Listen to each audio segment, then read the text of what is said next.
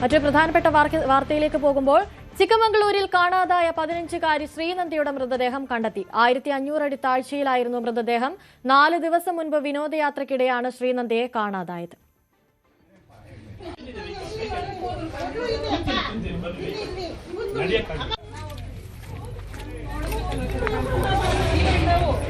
ಕೆಳಗಡೆ ಇದೆ, ಸಿಗಲ್ಲ ಇಲ್ಲಿಂದ.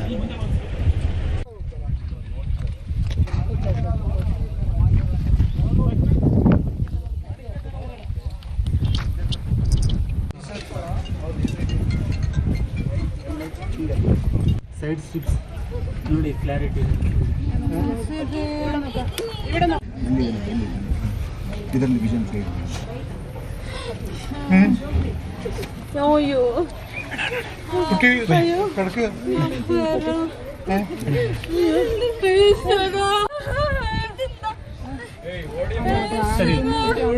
നിಮ್ಮದು ಯಾರು? KV ബൈജു ചേരുന്നുണ്ട് കൂടുതൽ വിവരങ്ങളുമായി. ബൈജു, ഇപ്പോൾ വലിയ തരത്തിലുള്ള ദുരൂഹതയിലേക്കാണ് ഈ ശ്രീനന്ദിയുടെ മരണം എത്തിക്കൊണ്ടിരിക്കുന്നത്.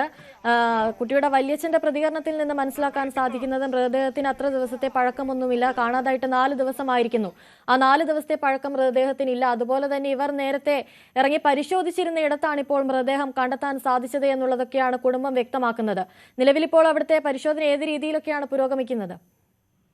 അനുസരി അങ്ങേയറ്റം ദുരൂഹതകളാണ് ഈ ശ്രീനന്ദിയുടെ മരണവുമായി ബന്ധപ്പെട്ടപ്പോൾ ഉയർന്നു വന്നിട്ടുള്ളത്. പ്രധാനമായും ഇതൊരു കൊലപാതകം എന്ന നിലയിലാണ് ഇപ്പോൾ കുടുംബം ആരോപിക്കുന്നത്. അത് അനുസരി സൂചിപ്പിച്ചത് തന്നെയാണ് ഇതിൽ ഏറ്റവും പ്രധാനം. കാരണം ഈ മൃതദേഹത്തിന് വലിയ പഴക്കമില്ല എന്ന തരത്തിലാണ് ഇപ്പോൾ പറയുന്നത്. ഏതായാലും ഇതിൽ പോസ്റ്റ്മോർട്ടം റിപ്പോർട്ട് വളരെ നിർണായകമാണ്. ഇന്ന് പോസ്റ്റ്മോർട്ടം ഉണ്ടാകാൻ സാധ്യതയില്ല. വളരെ വൈകിയാണ് ഈ വനത്തിനകത്ത് നിന്നും മൃതദേഹം ഇൻക്വസ്റ്റ് നടപടികളൊക്കെ അവിടെ നിന്ന് തന്നെ പൂർത്തിയാക്കേണ്ടതുണ്ട്. അതുകൊണ്ട് തന്നെ വളരെ വൈകിയാണ് ഈ സംഭവം നടക്കുന്നത്. മാത്രമല്ല, വിദഗ്ധ പോസ്റ്റ്മോർട്ടം നടത്തണമെന്നൊരു ആവശ്യം ഇപ്പോൾ കുടുംബം ഉന്നയിച്ചതിന്റെ സാഹചര്യത്തിൽ ചിക്കമംഗളൂർ ടൗൺ എന്ന് പറയുന്ന സ്ഥലത്ത് നിന്നും 1 മണിക്കൂറിലധികം ദൂരമുണ്ട് ഈ ഒരു വിനോദസഞ്ചാര മേഖലയിലേക്ക്. അതുകൊണ്ട് തന്നെ ഇനി ഏറെ വൈകിയാണ് ഈ ഒരു പോസ്റ്റ്മോർട്ടം നടപടികൾ നടക്കുക. മാത്രമല്ല, ഇത്തരം ആക്ഷേപം ഉയർന്ന സ്ഥിതിക്ക് വിദഗ്ധ പോസ്റ്റ്മോർട്ടത്തിന് ആവശ്യമുണ്ട്. ഏതായാലും ഈ സംഭവത്തിൽ വലിയ ദുരൂഹത ഉണ്ട് എന്ന് തന്നെയാണ് കുടുംബം പറയുന്നത്.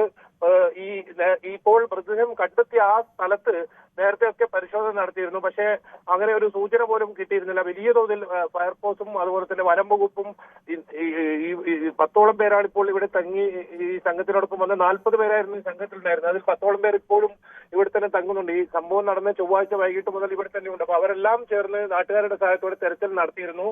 ഈ ഡോഗ് സ്ക്വാഡിന്റെ നേതൃത്വത്തിൽ നടത്തിയൊരു പരിശോധനയിൽ അവിടെയുള്ള ഒരു ഷട്ടർ മുറിയുടെ ഒരു വശത്തായി പോലീസ് മണം പിടിക്കുന്ന ഒരു സാഹചര്യം ഉണ്ടായിരുന്നു. അവിടെ കേന്ദ്രീകരിച്ച് അന്വേഷണം നടത്തണമെന്നൊരു ആവശ്യം ഇന്ന് രാവിലെ ഉന്നയിച്ചിരുന്നു. അത്തരത്തിൽ വലിയ തോതിലുള്ള ആവശ്യമായി കുടുംബ രംഗത്ത് വന്നിരുന്നു. അതിന് തൊട്ടു പിന്നാലെയാണ് ഒരു 12:30 കൂടി മൃതദേഹം ഇത്തരത്തിൽ 1500ഓളം അടി താഴ്ചയിലുള്ള ഒരു കൊക്കയിൽ കണ്ടെത്തുന്നത്. ഏതായാലും വലിയ സംശയമുണ്ട്. അങ്ങേയറ്റം വേദന ഉണ്ടാക്കുന്ന ഒരു വാർത്ത തന്നെയാണിത്. വലിയ പ്രതീക്ഷയോടെ ഇന്ന് ജീവനോടെ തന്നെ മകളെ കിട്ടും എന്ന ഒരു പ്രതീക്ഷയിലായിരുന്നു കുടുംബമുള്ളത്. അത്തരത്തിൽ എവിടെയെങ്കിലും തട്ടിക്കൊണ്ടുപോയി തടങ്കിൽ ഉണ്ടാകും എന്നായിരുന്നു വിചാരിച്ചിരുന്നത്. അങ്ങനെ ഒരു പരിശോധന നടത്തണമെന്ന ആവശ്യമാണ് രാവിലെ തന്നെ ഉന്നയിച്ചത്. ഇതിനിടയിലാണ് ഇങ്ങനെ 1500ഓളം അടി താഴ്ചയിലുള്ള കൊക്കയിൽ മൃതദേഹം കണ്ടെത്തുന്ന സാഹചര്യം ഉണ്ടായത്. ഏതായാലും ഈ ഒരു ദൗത്യത്തിൽ, ശ്രീനന്ദിയെ കണ്ടെത്താനുള്ള ദൗത്യത്തിൽ പങ്കാളികളാവാൻ നമ്മളും രാവിലെ തന്നെ ഇങ്ങോട്ടേക്ക് പുറപ്പെട്ടിരുന്നു. പക്ഷേ വളരെ സങ്കടകരമായ വാർത്ത ഉച്ച 12 കൂടിയാണ് നമ്മൾ അറിയുന്നത്. ഏതായാലും ഇവരുടെ ആരോപണം, ഇത്തരത്തിലൊരു ആരോപണം വരുന്ന സ്ഥിതിക്ക് ഒരുപാട് മലയാളികൾ ഉൾപ്പെടെ പല സംസ്ഥാനങ്ങളിൽ നിന്നായി ഇത്തരത്തിൽ കൂടുതൽ ആളുകൾ വരുന്ന വിനോദസഞ്ചാര മേഖലയാണ്. അത്തരം വിനോദസഞ്ചാര മേഖലയിൽ ഉള്ള സുരക്ഷിതത്വം എത്ര ആണെന്ന് ഇതിൽ സൂചിപ്പിക്കുന്നത്. അതുകൊണ്ട് തന്നെ ഈ ഒരു സംഭവത്തിൽ സത്യാവസ്ഥ പുറത്തു കൊണ്ടുവരണമെന്നാണ് കുടുംബം ആവശ്യപ്പെടുന്നത്. നമ്മളും അല്പസമയത്തിനകം ഈ സംഭവ സ്ഥലത്തേക്ക് എത്തും. നമ്മൾ അങ്ങോട്ട് പോയിക്കൊണ്ടിരിക്കുകയാണ്. ഏതായാലും കൂടുതൽ പ്രതികരണങ്ങൾ, കുടുംബത്തിന്റെ പ്രതികരണം തേടേണ്ടതുണ്ട്. അതോടൊപ്പം പോലീസിന്റെ ഭാഗത്തു നിന്നുള്ള കൂടുതൽ പ്രതികരണം തേടേണ്ടതുണ്ട്. ഇതിൽ പോസ്റ്റ്മോർട്ടം റിപ്പോർട്ട് വളരെ നിർണായകമായിരിക്കും. ഒരു പക്ഷേ നാളെ മാത്രമേ പോസ്റ്റ്മോർട്ടം പ്രാഥമിക റിപ്പോർട്ട് ലഭിക്കൂ. അത് ഏറ്റവും നിർണായകമായിരിക്കും. ഈ മരണം നടന്നിട്ടുണ്ടാവുക ആ സമയം അത് തന്നെ ഇതിൽ ഏറ്റവും നിർണായകമായിരിക്കും. അതുകൂടാതെ മറ്റെന്തെങ്കിലും സംഭവങ്ങൾ നടന്നിട്ടുണ്ടോ, ഈ കുട്ടിക്ക് നേരെ എന്തെങ്കിലും അത്തരം നടന്നിട്ടുണ്ടോ എന്നതും പോസ്റ്റ്മോർട്ടം റിപ്പോർട്ടിൽ ഉണ്ടാകും. അതെല്ലാം കൃത്യമായി അറിയേണ്ടതുണ്ട്. ചൊവ്വാഴ്ച വൈകിട്ട് 5:20 ഈ കുട്ടി അവസാനമായി ഇവരുടെ ഗ്രൂപ്പ് ഫോട്ടോ എടുക്കുന്നു. 5-10 മിനിറ്റിനകമാണ് ഈ കുട്ടി അപ്രത്യക്ഷമാകുന്ന സാഹചര്യം ഉണ്ടായത്. എന്തായാലും ഇതിൽ ഊർജിതമായ ഒരു അന്വേഷണം വേണം. എന്താണ് യഥാർത്ഥത്തിൽ സംഭവിച്ചതെന്ന് കണ്ടെത്തണമെന്നാണ് കുടുംബം ആവശ്യപ്പെടുന്നത്. അനുശ്രീ, ബൈജു, മറ്റൊരു കാര്യം, ഈ ശ്രീനന്ദിക്കായുള്ള തെരച്ചിൽ പോലീസിന്റെ ഭാഗത്ത് നിന്നൊരു വീഴ്ച സംഭവിച്ചെന്ന് നമുക്ക് കരുതാനാകുമോ? കാരണം ബൈജു നേരത്തെ സൂചിപ്പിച്ചു, പോലീസ് നായ മണം പിടിച്ചൊരു കടയ്ക്ക് സമീപം വരെ എത്തി. അവിടെ വിശദമായൊരു പരിശോധന നടത്താൻ പോലീസ് അപ്പോൾ തയ്യാറായില്ല എന്ന് വേണോ നമ്മൾ മനസ്സിലാക്കാൻ? അങ്ങനെ തന്നെയാണ് കുടുംബം പറയുന്നത്. അനുസരി ഒരു അലംഭാവം ഇതിൽ പോലീസിന്റെ ഭാഗത്ത് ഉണ്ടായിട്ടുണ്ട്. നമുക്കറിയാം, കഴിഞ്ഞ ദിവസങ്ങളിലൊക്കെ ഈ സംഭവം നടക്കുന്ന സമയത്ത് തെരഞ്ഞെടുപ്പിന്റെ ഒരു വലിയ തിരക്കിലായിരുന്നു കേരളം. അതുകൊണ്ട് ഈ വാർത്ത അത് വലിയ തോതിൽ പുറത്തേക്ക് വരുന്ന സാഹചര്യം ഉണ്ടായിരുന്നില്ല. ഇന്നാണ് ഈ വാർത്ത പ്രധാനമായും മലയാള ചാനലുകളിലും അതോടൊപ്പം കന്നഡ ചാനൽ ഈ ഒരു വാർത്ത വലിയ തോതിൽ ഏറ്റെടുത്തിരുന്നു. ശ്രീനന്ദി എവിടെ എന്ന തരത്തിൽ വലിയ ചോദ്യങ്ങളുമായി മണിക്കൂറുകളോളം ന്യൂസ് 18 കന്നഡ തന്നെ വലിയ തോതിൽ ഈ വിഷയം ഏറ്റെടുക്കുന്ന സാഹചര്യം ഉണ്ടായിരുന്നു. ഒരുപക്ഷെ കുടുംബം ആരോപിക്കുന്ന പോലെയാണ് സംഭവമെങ്കിൽ അത്തരം വാർത്തകൾ പുറത്തു വന്നതോടുകൂടി ഇവർ ഈ കുട്ടിയെ എങ്ങനെ കൊലപ്പെടുത്തി ഈ കൊക്കയിലേക്ക് വലിച്ചെറിഞ്ഞതാകാം. ഏതായാലും അത് കൃത്യമായി അറിയേണ്ടതുണ്ട്. ഈ കുട്ടി കൂട്ടത്തിൽ വരുന്ന സമയത്ത് കൊക്കയിലേക്ക് വീഴാൻ ഒരു സാധ്യതയുമില്ല എന്നാണ് ഇവർ പറയുന്നത്.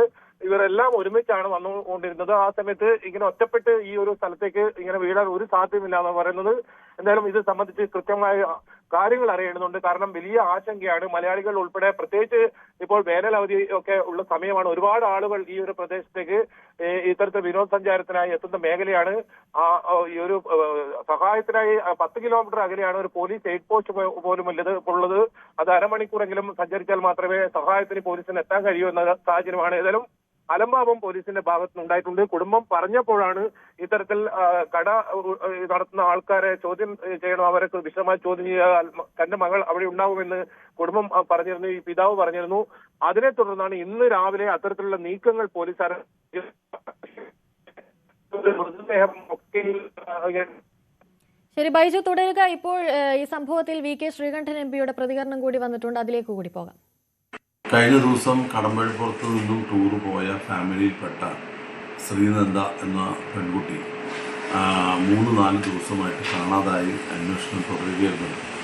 അവരുടെ ആ താഴ്വാരയ്ക്ക്, ആ വെള്ളച്ചാട്ടത്തിന് താഴെയുള്ള താഴ്വാരത്തിൽ വെച്ച് കുട്ടിയുടെ മൃതദേഹം കണ്ടെത്തിയെന്ന് അറിഞ്ഞപ്പോൾ അത്യന്തം നിർഭാഗ്യകരമായ ഒരു കാര്യമാണ്. നമുക്ക് എല്ലാവർക്കും വളരെയധികം പ്രയാസമുണ്ട്. കാരണം ഒരു ഫാമിലി ഇത്രയും ദിവസം നല്ല രീതിയിൽ ഒരു സുഖവാസത്തിനൊക്കെ പോയിട്ട്, ടൂറിനൊക്കെ പോയിട്ട് ആ കുട്ടി മാത്രം പെട്ടെന്ന് കാണാതാകുകയും, കാണാതായ കുട്ടിക്ക് വേണ്ടി കഴിഞ്ഞ 4 ദിവസമായിട്ട് പോലീസും ഫോറസ്റ്റ് ഈ പോയവരും അവരുടെ രക്ഷാകർത്താക്കളൊക്കെ തിരഞ്ഞിട്ട് ആ കുട്ടിയെ ജീവനോടുകൂടി കണ്ടെത്താൻ കഴിഞ്ഞില്ല എന്നുള്ളത് ദുഃഖകരമായിട്ടുള്ളൊരു കാര്യമാണ്. എന്ത് ചെയ്യാൻ പറ്റും? ടൂറ് പോകുന്നവരൊക്കെ പ്രത്യേകമായിട്ട് ഈ കാര്യങ്ങൾ ശ്രദ്ധിക്കേണ്ടതാണ്. എന്തോ ഒരു അബദ്ധം പറ്റിയത് ആ കുട്ടിക്ക്.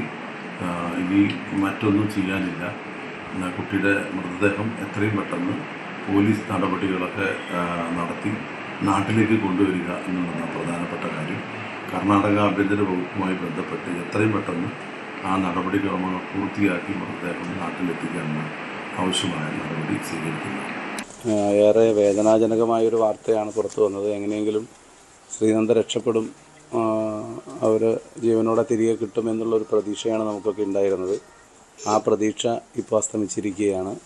വസ്തുതകൾ എന്താണെന്നുള്ളത് പുറത്തു വരട്ടെ. എങ്ങനെയാണ്, എന്താണ് എന്നുള്ളതിനെ സംബന്ധിച്ച് ഒരു സത്യസന്ധവും നീതിയുക്തവുമായിട്ടുള്ള ഒരു അന്വേഷണം നടക്കട്ടെ. അതിൻ്റെ അടിസ്ഥാനത്തിൽ വസ്തുതകൾ പുറത്തു വരട്ടെ.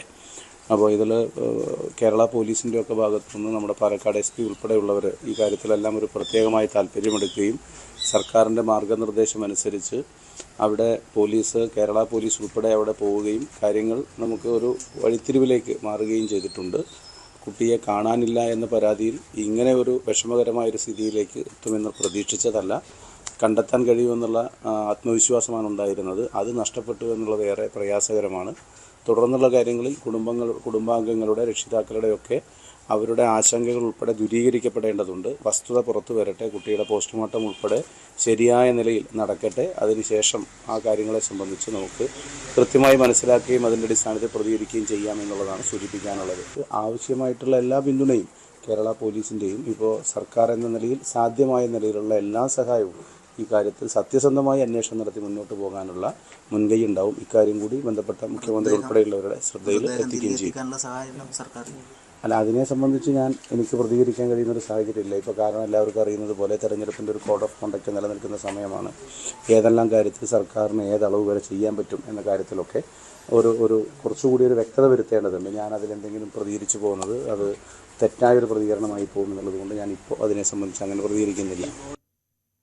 ബൈജു തുടരുന്നുണ്ട് കൂടുതൽ വിവരങ്ങളുമായി. ബൈജു, ഇവിടെ അവശേഷിക്കുന്ന മറ്റൊരു സംശയം എന്ന് പറയുന്നത്, നാട്ടുകാരൊക്കെ പറയുന്നുണ്ട് ഇത് കാൽവഴുതി വീഴാൻ സാഹചര്യമുള്ള ഒരിടമാണെന്നത്. അപ്പോഴും അവിടെ അവശേഷിക്കുന്ന സംശയം എന്നത് കുട്ടിയുടെ കുടുംബം വ്യക്തമാക്കുന്നുണ്ട്. കുട്ടി ആ വെള്ളച്ചാട്ടത്തിനടുത്ത് നിന്ന് മുകളിലേക്ക് കയറി വന്നതിന് ശേഷം ആ ഭാഗത്തേക്ക് പോയിട്ടില്ല എന്നുള്ളത്. എന്നാൽ ഇപ്പോൾ അവിടെയാണിപ്പോൾ മൃതദേഹം കണ്ടെത്തിയിട്ടുള്ളത്. അതുകൊണ്ട് തന്നെയാണ് ഇതൊരു കൊലപാതകമായിരിക്കുമോ എന്നുള്ള സംശയം അവിടെ ബാക്കിയാകുന്നത്. അതെ അനുസരി, അതായത് ഈ ഒരു പ്രദേശം ലഹരി മാഫിയയുടെ കൂടി ഒരു താവളമാണ് എന്ന് പറയുന്നുണ്ട്. അപ്പോ അത്തരം സംശയങ്ങൾ കുടുംബം ഉന്നയിച്ചിട്ടുണ്ടെങ്കിൽ എന്തായാലും അതിൽ കൃത്യമായ ഒരു അന്വേഷണം വേണം. കാരണം ഈ കുടുംബം പറയുന്നത് ഞാൻ നേരത്തെ സൂചിപ്പിച്ചതുപോലെ 5:20 വരെ ഈ കുട്ടി കൂടെ തന്നെ ഉണ്ടായിരുന്നു. ഫോട്ടോയിലും കുട്ടി ഉണ്ടായിരുന്നു, വീഡിയോ ഉണ്ടായിരുന്നു. അതോടൊപ്പം പിന്നീട് ഒരു 10 മിനിറ്റ് സമയത്തിനകമാണ് ഈ കുട്ടിയെ പെട്ടെന്ന് അപ്രത്യക്ഷ ആവുന്നത്. അതും ഇപ്പോൾ ഈ മൃതദേഹം കിട്ടിയ അല്ലെങ്കിൽ ഇങ്ങനെ ഒരു സ്ഥലത്തല്ല ഈ കുട്ടി നഷ്ടപ്പെട്ടതായും കാണുന്നത്. അതുകൊണ്ട് തന്നെയാണ് ഇവർക്ക് സംശയമുണ്ടായത്. ഈ പോലീസ് നായും അതുപോലെ തന്നെ അവിടെ ഒരു കടയുടെ മുന്നിലാണ് പോലീസ് നായ മണപ്പിച്ച് ഏറ്റവും അവസാനമായി എത്തിയത്. അവിടെ കൃത്യമായ ഒരു പരിശോധന നടത്തണമെന്ന് നേരത്തെ തന്നെ ആവശ്യം ഉന്നയിച്ചിരുന്നു. ഇതിൽ സാഹചര്യ തെളിവുകൾ നോക്കിയാൽ വലിയ തോതിൽ സംശയങ്ങൾ ഉണ്ട്. അത് കുടുംബത്തിന് വലിയ തോതിലുണ്ട്.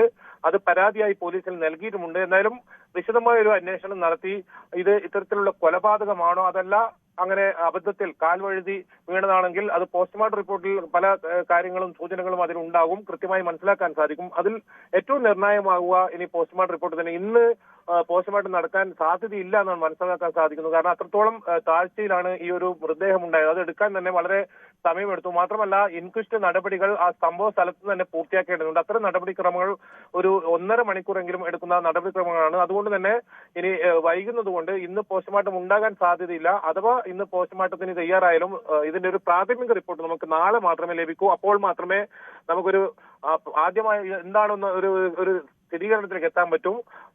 അത്തരം റിപ്പോർട്ട് പോസ്റ്റ്മോർട്ടം റിപ്പോർട്ട് വന്നതിന് ശേഷമായിരിക്കും പോലീസ് ഇതിൽ വിശദമായ ഒരു അന്വേഷണത്തിന് കടക്കുക.